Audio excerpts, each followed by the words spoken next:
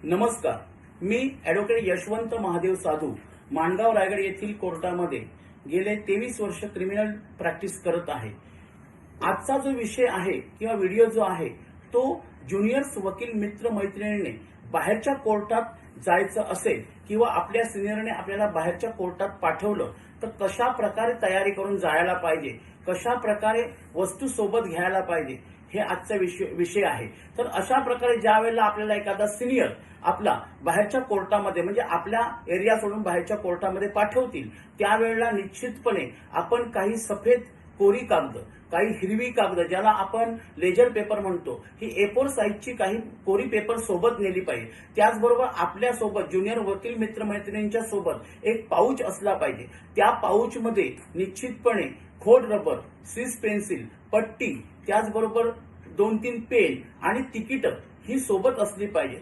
त्यानंतर आपण जाताना न विसरता आपल्याला ज्या केसमध्ये जायचं आहे किंवा ज्या मॅटरसाठी जायचं आहे त्या मॅटरची ब्रीफ म्हणजे कागदपत्र, केसची कागदपत्र सोबत न विसरता घेतली पाहिजे।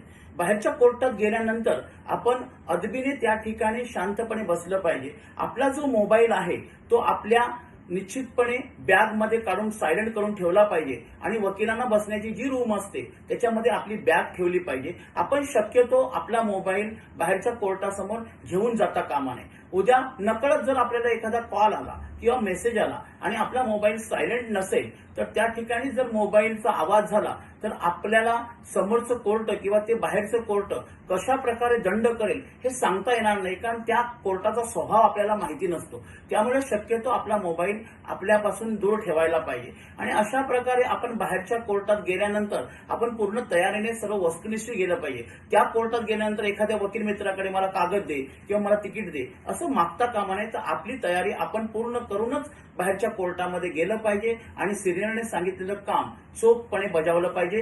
धन्यवाद।